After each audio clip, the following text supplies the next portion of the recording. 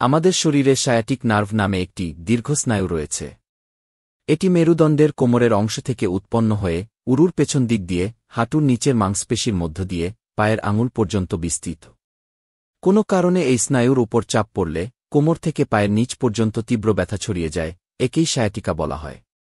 Sciatica হওয়ার কারণ: কোমরের মাংসপেশি দুর্বল হয়ে গেলে সাধারণত দুই কশেরুকার মধ্যবর্তী স্থানে যে নরম হাড় থাকে তা সরে গিয়ে নার্ভের উপর চাপ ফেলে। এছাড়া বয়সজনিত ক্ষয়রোগ, কোমরের শক্ত হাড় বা কশেরুকার স্থানচ্যুতি, লাম্বার স্পাইনাল ক্যানেল স্টেনসিস বা স্নায়ু চলাচলের পথ শুরু হয়ে গেলে এটি হতে পারে। পাইরিফ্রামিস নামের মাংসপেশিতে টান পড়লেও এ ধরনের ব্যথা হয়। হঠাৎ ভারী জিনিস ওঠানো বা সামনের দিকে ঝুঁকে কিছু তোলা, ঝাড়ু দেওয়া, টিউবওয়েল চাপা, একনাগারে অনেকক্ষণ বসে কাজ করা, কোমরের ঝাঁকুনি লাগে এমন কাজ, মোটরসাইকেল বা সাইকেলে দীর্ঘ ভ্রমণ করলে এমনটা হতে পারে। সায়াটিকা হলে কি লক্ষণ দেখা দিতে পারে? কোমর নাড়াতে, ঘোরাতে তীব্র ব্যথা লাগা, সামনে ঝুঁকে কাজ করার সময় ব্যথা তীব্র হওয়া, ব্যথাঙ্গুরুর পেছনে, হাঁটুর নিচের মাংসপেশিতে, এমনকি পায়ের তলা ও আঙুল পর্যন্ত ছড়িয়ে যেতে পারে। কিছুক্ষণ হাঁটলে বা দাঁড়িয়ে থাকলে ব্যথা ও ঝিনি বাড়ে, বসলে আবার কমে যায়।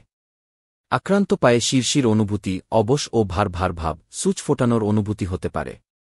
কি চিকিৎসা নিলে ভালো হয়? চিকিৎসা সাধারণত 2 ধাপে করা হয়।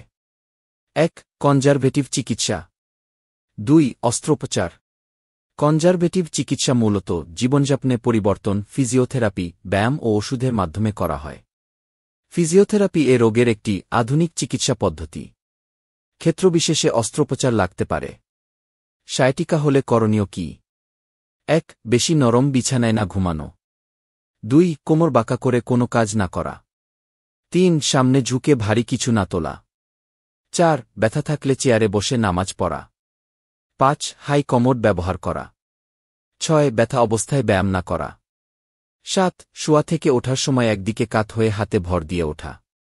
8. সোজা হয়ে বসে কাজ করা। 9. বেশিক্ষণ দাঁড়িয়ে বা বসে না থাকা। 10. কাজের সময় বা উঁচু নিচু জায়গায় ভ্রমণের সময় কোমরে বেল্ট ব্যবহার করা।